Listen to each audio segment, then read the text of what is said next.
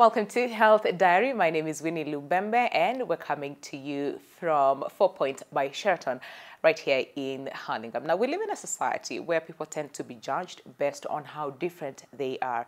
And among the people who are mostly judged are children who are born with Down syndrome. Why is this the case? Why is the level of awareness about Down syndrome very low? Well, that is what we'll be discussing today right here on Health Diary. But first things first, fact of the matter.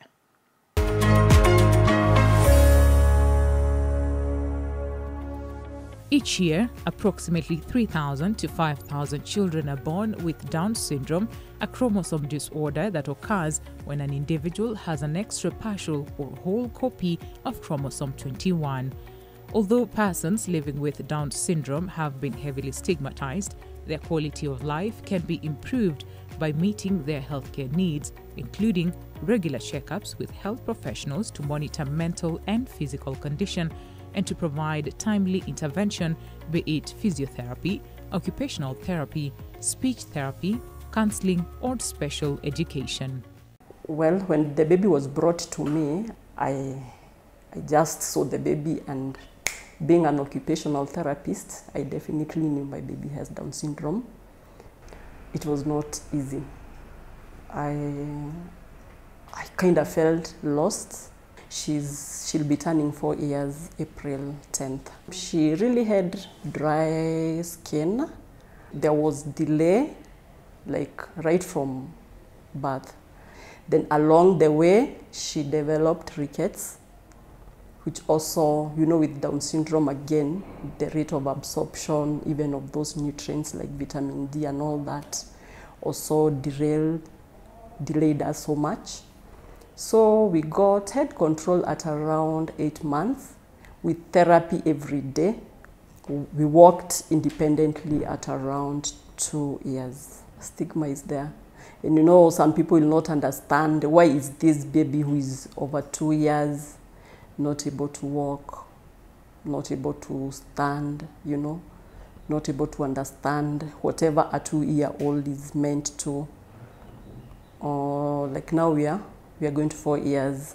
We are still not verbal, just maybe one mama, baba.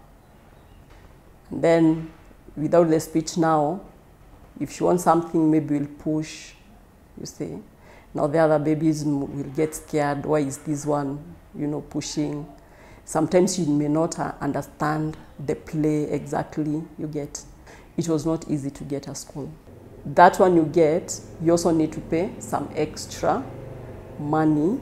We usually have some medical cover, but once you exceed that money, definitely you pay from your pocket.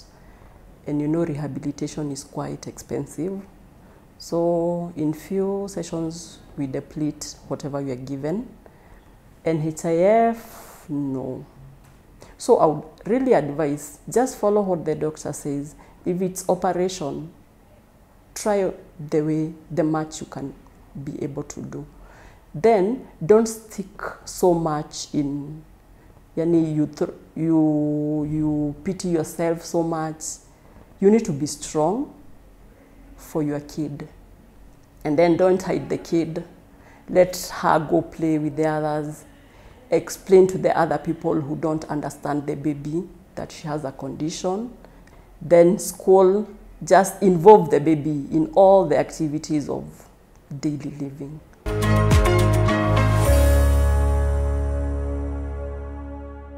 All right, and let's focus on the topic of conversation today, and it's all about Down syndrome. And you want to stick around until the end of the show to learn more about the same. And to help us with the discussion, I am joined by Dr. Duncan Chengo, who is an occupational therapist. Thank you very much, Dr. for making time for us today.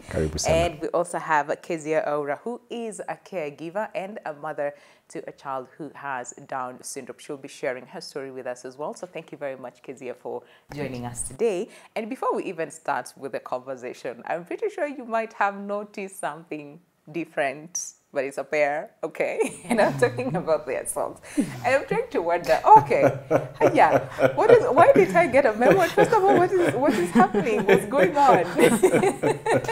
Dr. Chengo, Yeah, we are just but different. Yes. And it's good to be different. It is. Regular is boring, you know. Get what I mean? Yes. Yeah, so ideally in the subject of Down syndrome, Yeah. socks are come in a pair. And of course, so chromosomes come in pair. True. Unfortunately, one of the chromosome, you know, comes when it's just different. Sometimes it comes excess, in a excess of one. And that's what we call Down syndrome. Just make it simpler for us to understand Down syndrome. Well, Down syndrome is named after a renowned British genetist. He's called John Downes, who discovered the condition of Down syndrome. In his research, he realized that chromosomes exist in pairs, as I've just told you. Yes. And the 21st chromosome, sometimes it comes extra, such that it's called the existing pairs, then you have an extra one. And that difference in chromosomal mutation is what we call Down syndrome. All right, and Kezia, again, your child is 6 years now, right? Yeah. Can we just go back to when the baby was born? So it was just a normal pregnancy, no complications or anything. I go to hospital, get the baby, and then the doctor comes and asks some questions, like, do you have an Arab in the family? And I'm wondering, why all these questions? Yes.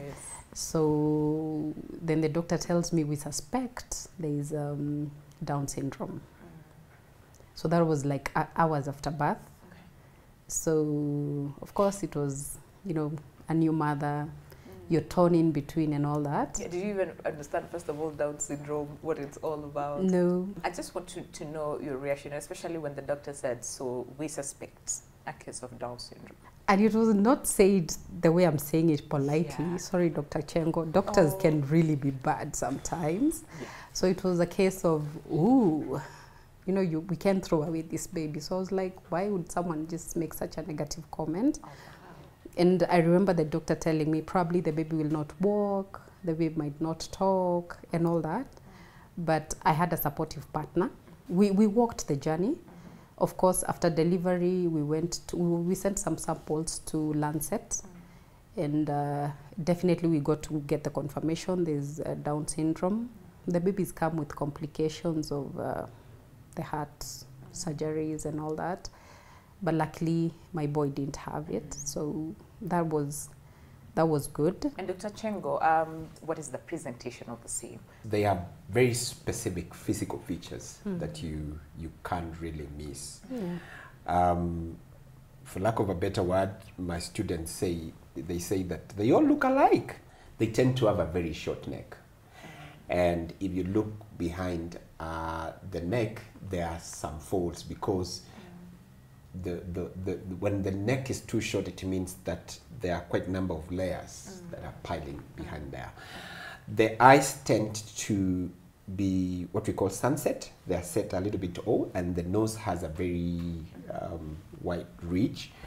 And their ears tend to be set a little bit below the part of the face. Other than that, there are other physical features. For example, if you look at the hands of a baby who has Down syndrome, the fingers are very short, number one, and then they tend to lack what we call the palmar creases. They only have one very big crease. Okay. Other than that, if you go on the foot, they tend to have what we call a widened gap between the big toe and the fourth toe, or the second toe, sorry. They tend to have a very big gap in between there. They tend to be a little bit more shorter. So in other words, they are petite in their height, and ideally when they grow up in the adulthood, they really don't grow quite tall. They maintain some height. Yeah. Why those specific characteristics? The extra chromosomes that come together with this comes with its own way of a look. not just physical, but also systemic. When I talk systemic, I mean body organs. For example, the victim number one is the heart. Yeah. They tend to have a malformation of a heart which are congenital. Whatever we are talking about here is just a range. Yes. It is not a must that every baby born with Down syndrome has to meet all those syndromic characteristics. The other one is some glands. You know, a thyroid gland. Yeah. The thyroid gland tends to malfunction many times. Of course, before, when the pediatrician really suspects there is an issue, that it's very important, then you do the scan of all that sort of comes like a package, so that you really have to narrow down to whether we have a problem or not. Take us through raising your baby, right? Was this your first child? Was it, you know, do you have other children before them, and just raising them, is there a difference, or it's just like raising any other child? At first, it's all different. That's my second baby. All right. Yeah, but you get to interact with other mothers, and thank God for T21 family for Down syndrome. Yeah, it's really doing a good job in terms of the publicity, the awareness, and just bringing mothers together. So you get to know where to get the occupational therapy. So you also now learn how to deal with it, but it's different. I will not sit here and say that you treat them just like any other kid. You cannot.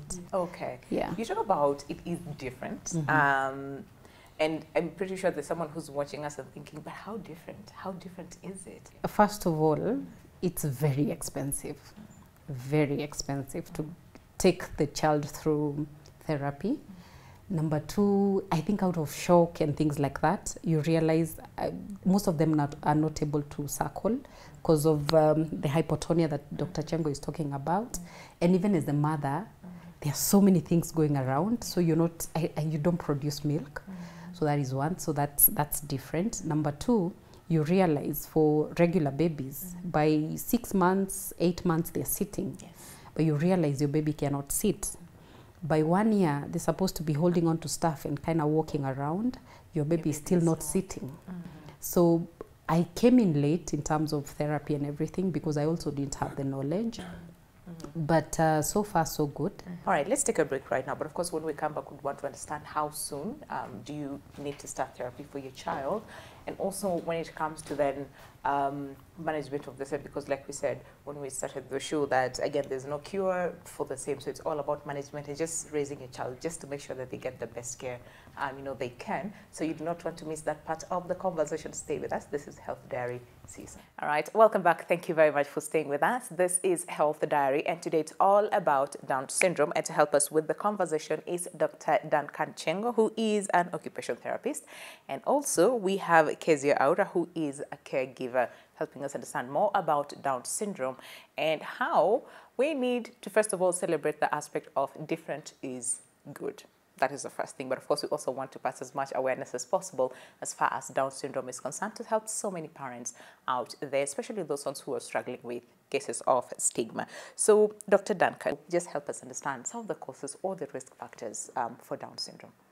Well, ideally, there's nothing that either of the parent did for, or anything the environment contributed to one having a baby with Down syndrome. That's very important for us to appreciate.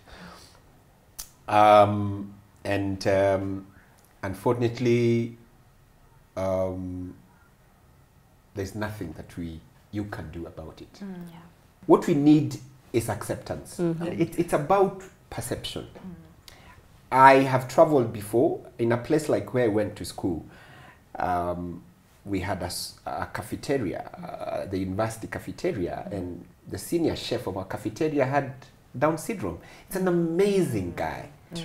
Parents need to wear this sort of a face that my baby is just but different. And when you're different, you still have your own strengths. So not that people with Down syndrome, they are doomed forever. That is not true. There is much that they can do. It's about accepting them and giving them just but an opportunity for them to display the little that they can do, and then for sure they will execute it. So Kezia, for you, did you at some point find yourself maybe trying to treat your child differently because they're different? It's like a drug. It is. It's like a drug, and it's like your plug. You feel so good when you know, overprotecting them. You don't want them to play with other kids. They have special food and all that. But I think with time and mingling and seeing what other kids are doing, you get to let go. And Winnie, you'll be amazed. These kids, there's nothing they can't do. Did you experience any form of stigma? Yeah, everywhere. But I've come to learn, once you know your truth and once you stand on it, people kind of get on board. So you will find, first of all, the kids they don't see the differences. Adults teach them. So you will find a neighbor, telling the kid, don't go near so-and-so, they'll hurt them. They're this and that. Schools in Kenya, people are not accepted because you will ruin the grades. You're not the perfect child. So there's all that, and then relatives, they don't understand quite. Probably you're not feeding the baby enough. You refuse to suckle, for your own reasons. So you get all that, but I think when you know what you're doing and you're doing the right thing, you're good to go. Must have been difficult in the initial stages. Right? Definitely, very difficult, especially if you're working as a career woman and you have to leave now another caregiver, and probably they don't understand. So there are all these things running through your mind. Do I now leave work for some time and take? But you see, you leave work, but your baby is still growing. True.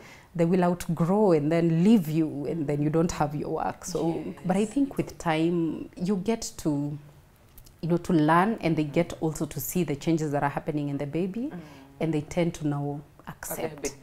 Be more acceptable. They are more acceptable. Yeah. All right. And then we said earlier on, we tend to think they're different.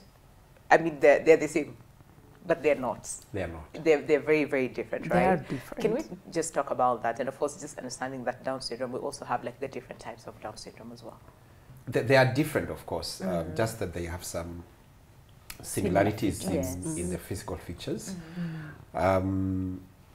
So Down syndrome is not the only chromosomal disorder that we have. We have what we call trisomy 18, trisomy 13. We have another one we call Klinefelter syndrome. So they are quite number, but among all the chromosomal disorders that we have, then Down syndrome is the most common. So when it comes to raising a child with Down syndrome, what would you advise? We take a lot of, we are doing awareness now. Then children who live with special needs, allow me to put all of them at this particular point in one point, because we are just talking just one of the many.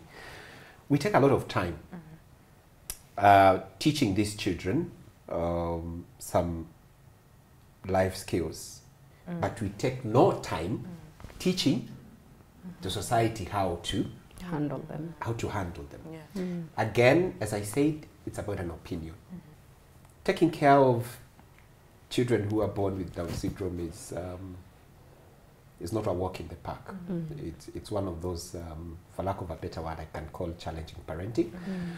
Number one, because of the cost involved into it. Therapy program becomes very, very critical at this particular point. And as I said again, early intervention is very key. Other than all sorts of therapies, because there's physiotherapy involved, there's occupational therapy involved. At some point, they will require speech therapy as they continue. At some point, some of them may require a little bit of some behavior correction therapies here and there. So it's a very narrow path that requires a lot of parenting chores and a lot of care. But yes, it is doable. On the other side, some of the congenital deformities, especially those have to do with the heart, may really need to be corrected. Unfortunately, some of the procedures, they are very delicate, and if you take 10 children who have been operated heart in the country, 8 of them have been operated outside the country. Yeah. The other thing is discrimination in the part of, for lack of a better word, insurance companies, Yep. where people look at you like you are a liability. Because you started therapy. How is the child doing right now, as far as therapies, and all those things is concerned? I'm happy. Yeah. Like, he can walk, he can play, he can eat on his own. Yeah. He's in school, Yeah. so it's all good. We still have a long way to go in yeah. terms of therapy, because it's not something you do and stop. We can do the basic things like yes. toileting Yeah. and all that. Yeah, so far so good. So when we talk about, because you had to start therapy, right? So for the expenses, are there others that maybe are covered, others are not, or all of these therapies you have to pay out of pocket? There's nothing covered. So whatever therapy we had to do was out of pocket. So it's very, very expensive. Again, you find most hospitals will not accept NHIF for therapy. So as I said, it's really, really costly. But when you see the results that come out of it, you're willing to go to any length. Yeah. Yeah, to just see. And not so many families can, first of all, afford insurance. Definitely. Yeah. So there's some families who are just, yes, they have a child with special need, but then again, they cannot afford Yes. to accord them the best care. Yes. So in this case, then what happens? They are government hospitals, the level hospitals, level 5, that give therapy. It might not be so, friendly Comprehensive. or Yes. comprehensive. Yeah. You might get it once in a month, and that is not what you want. You want it Yeah. like in a consistent way. And how often do they, does the child have to go through therapy, let's say in a week? There are clinical decisions, and they are tailored for every single patient. There are those who perhaps in child development, we have what we call developmental age versus chronological age, because many of them tend to delay because of the nature of the tone. Then the prescription is based on the developmental age of that particular baby. There are those who you may want to pump a lot of therapy program, which is very heavy, for example, alternate days in a week or every day. And then other than that, you may also need to have different types of therapies, as I mentioned. And then other than that, also the question of other medications tend to come in. For example, there are those who live on who have thyroid issues, and they have to live on medication to balance their thyroid levels. All right. So as we finish, Kezia, talk to, let's say, the parents who have a child with Down syndrome.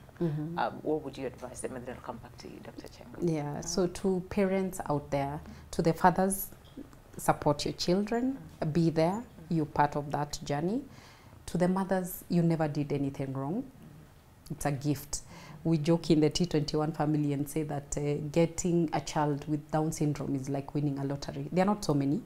So do what you have to do with that child. They bring joy, and once you see those milestones being achieved, it brings joy to everyone in the house, in the society. So you don't have to hide your child.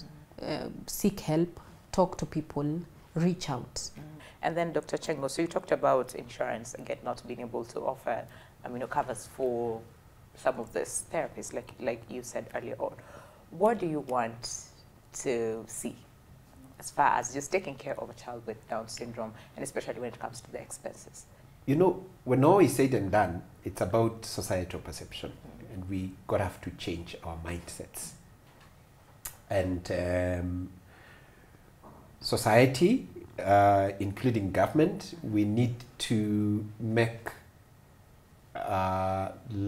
long-lasting policies and decisions that can pass the test of time, such that we cater for people who have special needs in the society. Very well said over there, Dr. Chengo. Thank you very much to both of you for coming today. Very insightful conversation. And what I like most is the fact that you're talking about acceptance. It's very important for us to accept that we're all different and different is good. All right. So thank you very much, Dr. Duncan Chengo, who's an occupational therapist, as well as Kezia Aura, who is a caregiver. Thank you very much for your time today. Really, really appreciate it. And time now for a health tip. You're going to use cucumber, some apple, ginger, baby spinach, and some celery. All these ingredients, you find that you're getting some vitamin A, C, and K, and also some vitamin E, and some ginger, which is inflammatory, and some antioxidants from the apple, like polyphenols. And this will help relieve your migraine.